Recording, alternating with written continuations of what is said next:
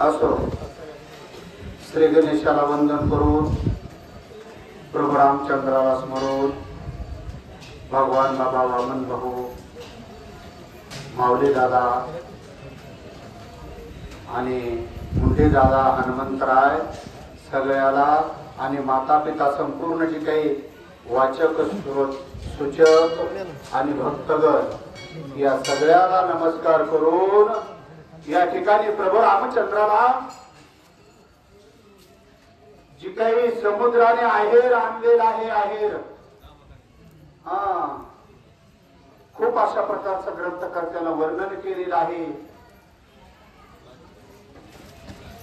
आपण विसादा आहेर आणला ना पाहुण्याला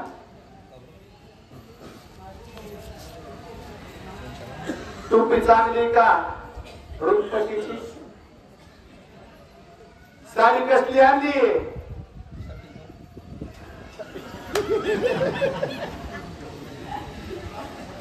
जुनी भाषा छपील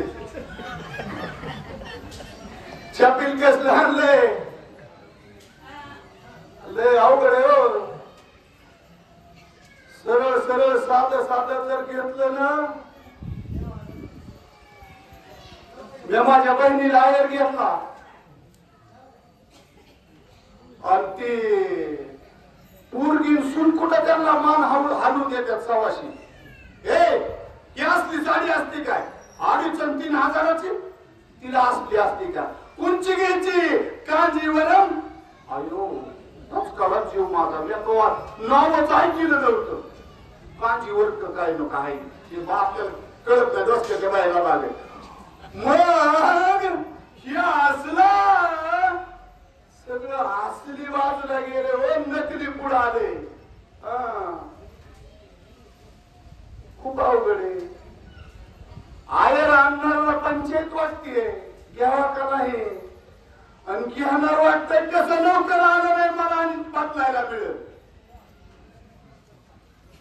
आवड निवड चॉईस लय भानगडी.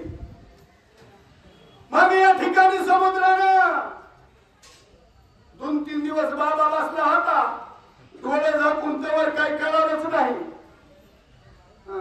आता दादा म्हणत असते मागे जाऊ नका शेंगा बुडका तर लागत का नाही करावा.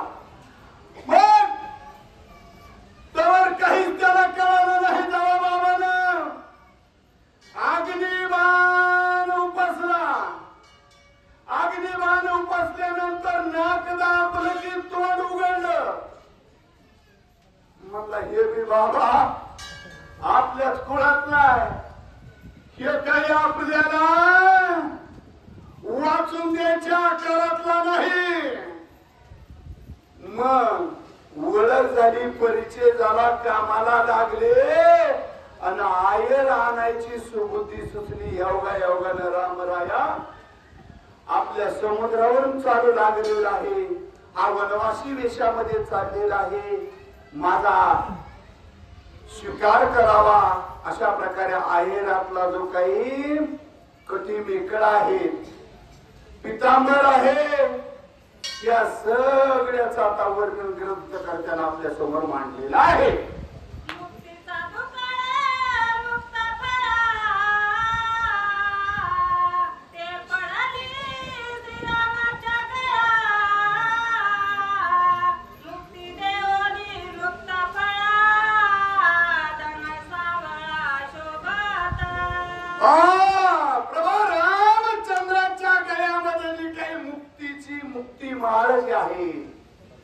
मुक्ताफळाची अहो ती मुक्ताफळाची माळ म्हणजे काय संपूर्ण अशी असणारी या जगतामधील जे काही मुक्त्या आहेत तपश्चर्या करून नामधारणा करून अन्नदान करून संपूर्ण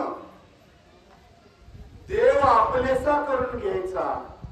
या मुक्ताफळाची जी काही माळ आहे ही प्रभूच्या गळ्यामध्ये घातल्यानंतर अतिशय वायमान दिसू लागली.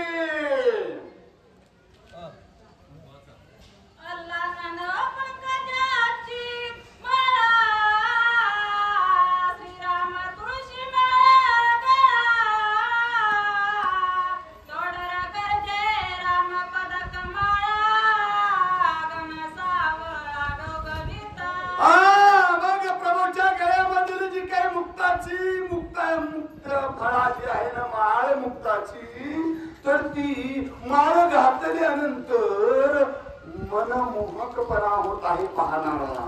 आणि त्या प्रभूच्या पायामधील जे काही तोडर आहेत त्या तोडराचा जो काही आवाज आहे आणि त्या आवाजामध्ये ऐकणारा जी काही भक्ती आहे आणि भक्ती रूपाने त्या पायामध्ये जर लीन झाला ना, स्पर्श एक वेळेस दर्शन करून घेतलं ना, त्याला माघारी जाऊच वाटत नाही. त्याला सर्वस्व असा असणारा अर्पण त्या प्रभूच्या पायामध्ये लीन होत आहे.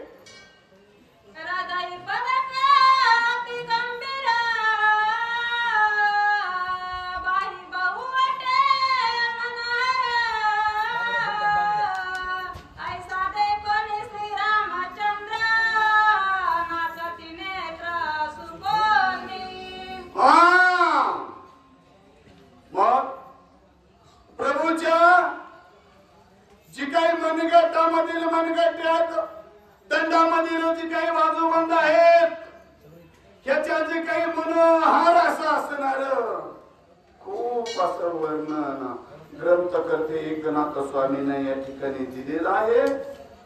आणि खूप त्या प्रभूचं जे काही वर्णन आहे हे वर्णन करता करता करीन म्हणणारा जो काही शेष आहे, 1000 मुखाचा शेष, त्या 1000 मुखाच्या शेषाची एक जीवेच्या 2 जीवे चिरून झालेली आहे वर्णन करता करता.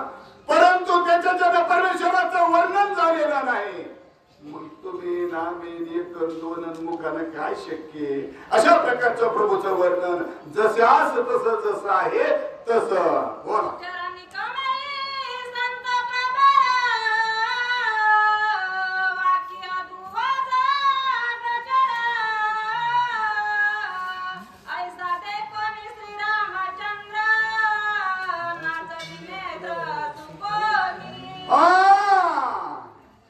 मग प्रभू रामचंद्राच्या जी काही पायामधील वाक्य आहेत, तोडर आहेत, जी काही श्रंगार दागिने जी काही त्या समुद्रानं परमेश्वर प्रभू रामचंद्राला जो काही आहेर केलेलं आहे आणि त्या आहेराचं किती वाद्य आहे, किती त्याचं वर्णन आहे आणि ते पाहणाऱ्याचं जे काही नेत्र आहेत हे नेत्र त्या पायापासून बाजूला जाऊ शकत नाही.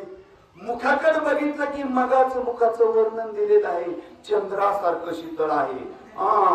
आता काही माणसाच्या तोंडाकडे बघितलं की रोती क्या सुरतच वैश्य असं नव्हतं प्रभूचं स्वरूप.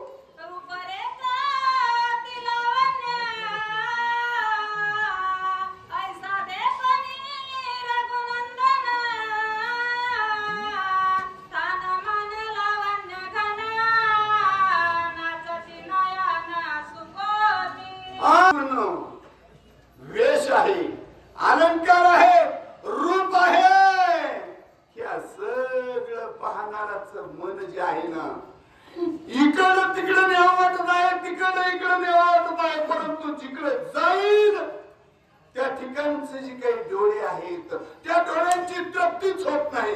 एक टकच लावून बघा वाटत आहे. अशा ह्या प्रभूच्या स्वरूपाचं वर्णन आहे.